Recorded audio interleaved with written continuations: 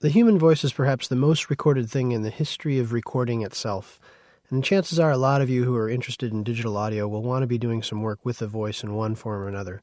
So in this chapter, we're going to take a look at some essential gear, a few different techniques for setting up for recording the voice, and then we'll talk about a number of different things you'll want to do when you're producing that voice track.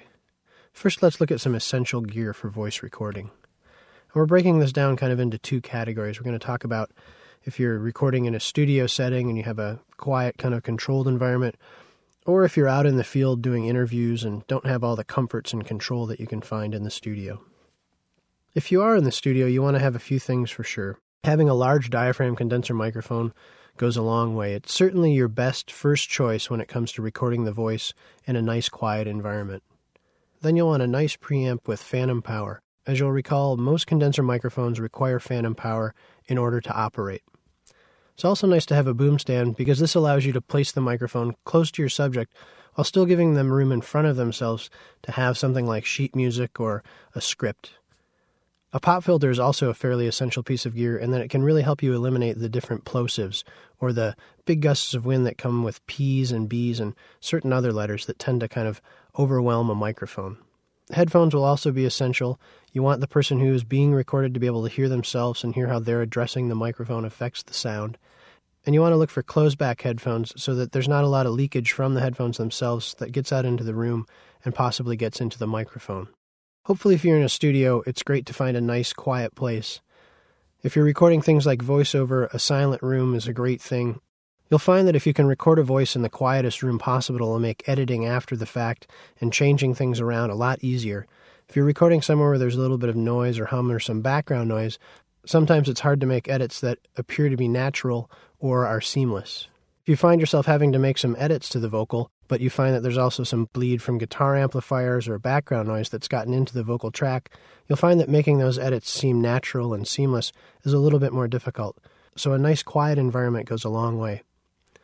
Finally, if your voice talent or vocalist is working with a script or some lyric sheets, it's nice to have a music stand for them to put those on. Try and insulate it a little bit so that it's quiet and maybe put a piece of carpet on there or some foam or some cloth so that if they need to move things around, it doesn't generate a lot of sound. Some of those old metal stands, when you put things on, you can actually pick up some of that sound when things move around. So it's good to try and have a nice quiet music stand. Now, if you're working in the field, you'll probably find yourself in one of two situations. Either in a news gathering type sort of situation where you're on the move and you just have to come up with a microphone, point it in the interviewee's face or whatever you're trying to record, and be ready to move around a little bit. The other situation is where you're doing field interviews or maybe have access to a room in an office or a space or building, and you can set a few things up and have a little bit of control. It's not exactly as cozy as a studio, but it's a little bit better than having to be out on the street and on the fly. The first important device to have is a good microphone for this situation. If you're going to be out on the street and moving about quite a bit, an omnidirectional dynamic microphone is definitely the way to go. Now, if you have the luxury of setting something up in an office space, you might want to use a different microphone, but I would always bring the omnidirectional dynamic microphone just in case. If you wanted to try and use a small diaphragm condenser or something that was a little bit more portable than a big, large diaphragm condenser in that setting, you could give it a shot. But chances are there's going to be so many different noises in that location, even if it's kind of a nice quiet office, that the sensitivity of a condenser microphone might be too much, and you might find that it picks up more background noise and more little sounds than you really want it to. So the omnidirectional dynamic is probably your best bet, at least to start. Also, you want to look into a portable recorder. Nowadays, there's a lot of really good options out there for portable recorders. There's those that record to mini disc and some that record to hard disks or flash cards. And you can actually hook these up to your computer after you do your interview and transfer the data via USB and then import those files into your digital audio software. One other thing that you want to think about with portable recorders is what kind of inputs and outputs they give you. You want to obviously have a microphone input, but what kind of input will it be? Some will come with XLR inputs and others will come with quarter-inch inputs, some balanced, some unbalanced, and some even mini jack inputs. So it's just important to think about what kind of equipment you want to use and how you'll be able to hook your microphone up to that portable recorder. Also, paying attention to what kind of headphone output option you have there and what size that jack is to see if it matches your headphones is important. And it's also nice if there can be a little built-in speaker or a very simple reference playback option so that on the fly you can just quickly play it back and see if you're recording something or not. You'll also want a pair of headphones, even though you might, when you're doing the interview, not want to sit there with headphones.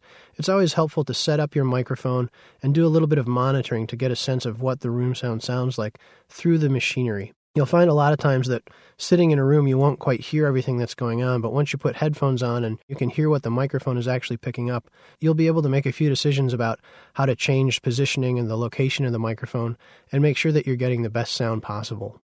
If you think you might find yourself in a position where you might be sitting at a table or in one location for a certain amount of time, it's always a good idea to try and find a small, lightweight tabletop stand for your microphone. This will be helpful in a couple different ways. It'll allow you to keep the microphone in the same location for a long period of time, and it'll also reduce some of the handling noise that can occur if you have to hold the microphone for a long period of time.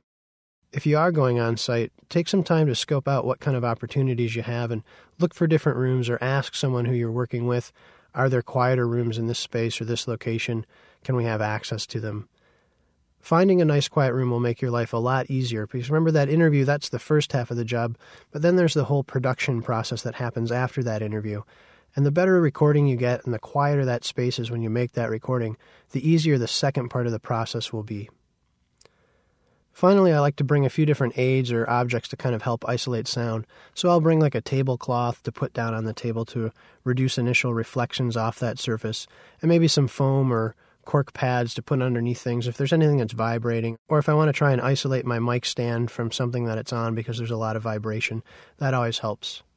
Finally, remember to coach whoever you're working with, whoever your voice talent is.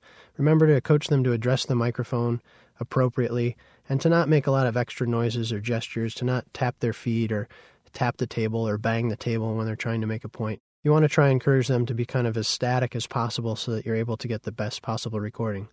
At the same time, don't put a bunch of rules on them right off the bat and take away some of the magic of the recording. You're there to get a good interview or a good performance, so only do that if they start to kind of tap stuff or if you notice it's a problem. Sometimes it's better to wait after the first or second take and see if it's going to be a problem if you notice they make different kind of noises or are fidgety. Remember that your objective is to try and get a good performance out of that person, so we don't want to distract them too much with a lot of different rules. In the next movie, we'll take a look at a couple setups and how to place microphones in relationship to people.